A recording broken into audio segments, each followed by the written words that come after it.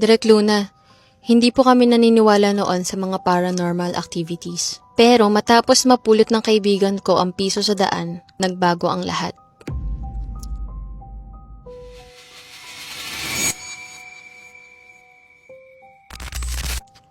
Hi guys! Ito nga pala yung part 2 ng message ni Danis and ni Patricia.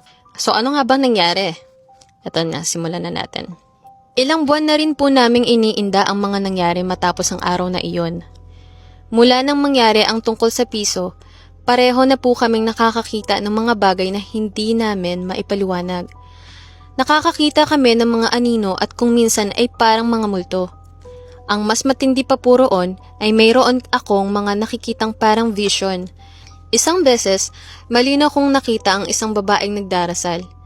Kitang-kita ko siya, ngunit ang pakiramdam ko ay hindi pangkaraniwan ng kanyang ipinagdarasal. Hindi ko maipaliwanag kung bakit, pero parang may masamang presensya sa paligid niya. Dahil sa mga nangyayaring ito, umabot kami ni Patricia sa punto na madalas na kaming nagtatalo.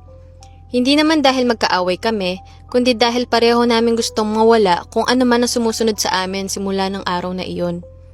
Paulit-ulit naming tinatanong ang isa't isa kung paano namin ito maaalis, pero wala kaming maisip na paraan. Mas mahirap pa dahil wala ring naniniwala sa amin.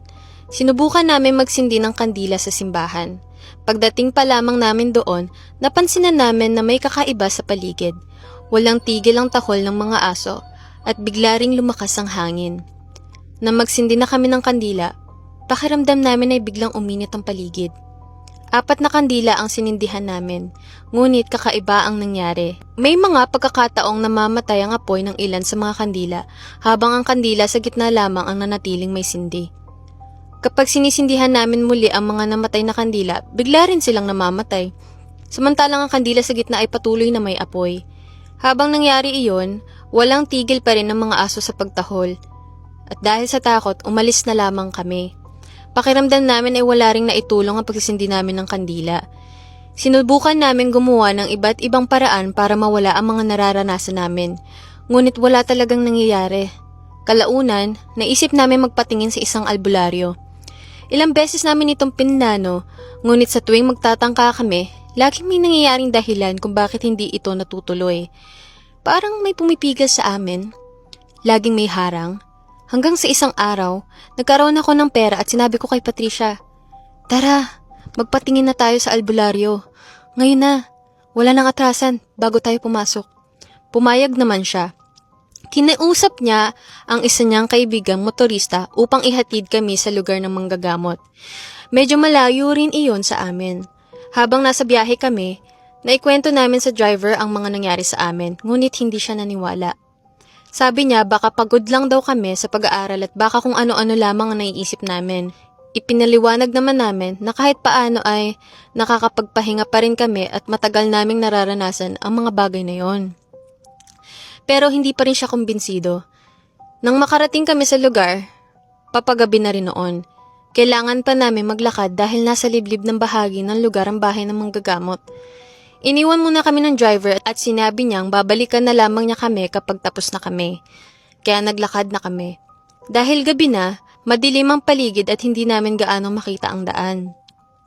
Habang naglalakad kami, nagsimula na naman kaming magtalo ni Patricia dahil hindi namin alam kung tama ba ang direksyon tinatahak namin. Lakad kami ng lakad hanggang sa bigla kaming napatigil. May nakita kaming isang daan na napakaliwanag. Ang kakaiba, para bang brown at ang paligid at buwan lamang ang nagbibigay liwanag sa lugar. Ngunit ang daang iyon ay maliwanag na maliwanag. Akala namin noong una ay papunta iyon sa ibang barangay. Ngunit habang nakatingin kami, napansin naming walang dumaraang tao. Wala ring bahay at wala ring poste ng ilaw. Maliwanag lamang talaga ang daan. Doon na kami kinabahan.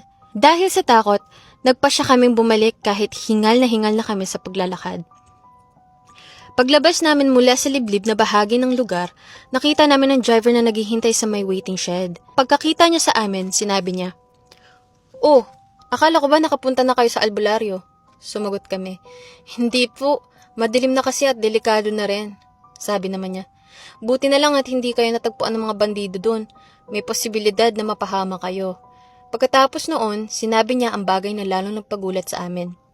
2 oras na kayong hindi nakakabalik. Nagkatinginan kami ni Patricia. Agad namin tininan ng oras sa aming mga cellphone. Ngunit, ayon sa aming mga cellphone, 1 oras pa lamang kaming nasa lugar na yon. Biglang nag-sign off the cross ang driver. Tumingin siya sa amin at sinabi, "Diyos ko, anong nangyari sa inyong dalawa?" Doon lamang siya nagsimulang maniwala sa mga kinukwento namin. Pagkatapos noon ay umuwi na kami. Ngunit kahit pauwi na kami, nagtalo pa rin kami ni Patricia. Sinasabi niya na dapat umaga kami pumunta at hindi gabi. Hanggang ngayon, hindi pa rin namin alam kung ano talaga ang nangyari sa araw na iyon. Kaya po namin ibinahagi ang aming karanasan upang maging babala rin sa iba. Hindi lahat ng napupulot ay swerte o lucky charm. Minsan, maaari rin itong maging simula ng isang bagay na hindi mo inaasahan. Sa ngayon ay nakapagtapos na po kami ng kolehiyo, ngunit hanggang ngayon may mga pagkakataon pa rin na nakakakita kami ng mga bagay na hindi namin maipaliwanag. Sana po ay may makatulong sa amin kung ano ang dapat naming gawin upang tuluyan itong mawala. Hanggang dito na lamang po. Maraming salamat. Danis. Okay, grabe ang haba ng kwento ni Danis and ni Patricia, no? Halos maubusan ako ng laway doon. Anyway, paano nga ba malulutas yung mga kababalaghang nangyayari kay Danis and Patricia?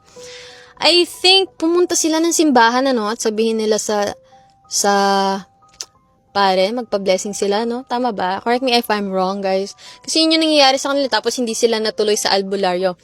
Kung mamimili sila sa dalawa, ituloy na nila yung pagpunta, 'di ba? Siguro sa inyo, Danis and Patricia, punta ulit kayo sa albularyo.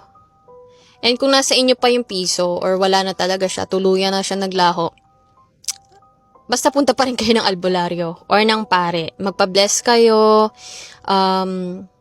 sa albularyo, alam nila yung gagawin, 'di ba? Kayo ba guys, ano sa tingin niyo yung pwedeng gawin ni Danis and ni Patricia? Kasi ako, yun lang yung naiisip ko na paraan para makatulong or mawala yung mga nararanasan nila. And tama siya dun sa sinabi niya na hindi lahat na napupulot natin ay swerte or lucky charm. Kasi may iba dyan, di ba may iba nga na ang napupulot nila. May mga masasamang elemento or masasamang spirits, ganyan. Same sa pag bumibili ka ng mga second hand na damit, di ba? Minsan hindi mo alam kung sino ba yung may-ari nung dati. Hindi mo alam kung patay na ba or buhay pa, ganun. Kung may sakit ba, ganyan. So, palagi tayo mag-iingat guys sa kung ano yung nakikita natin. At ugaliin na lang din natin.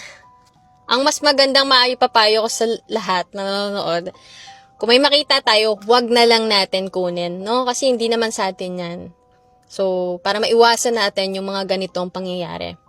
Anyways, guys, tulungan nyo si Danis and Patricia kung ano nga ba yung pwede nilang gawin para malutas nila yung mga nangyayari sa kanilang kababalaghan ngayon. Please comment down below. Or comment kayo dito, skillet. Yun lang. Thank you guys. And kung gusto nyo rin na ma-feature yung mga horror stories ninyo, don't hesitate na mag-email sa akin or mag-PM sa akin sa IG or Messenger. Kasi pag dito sa TikTok, mahirap din yata kasi parang once na makapag-send ka, hindi ka na makapag-send ulit. So, Luna Holgado sa Facebook. I am that Luna04 sa IG. Thank you guys.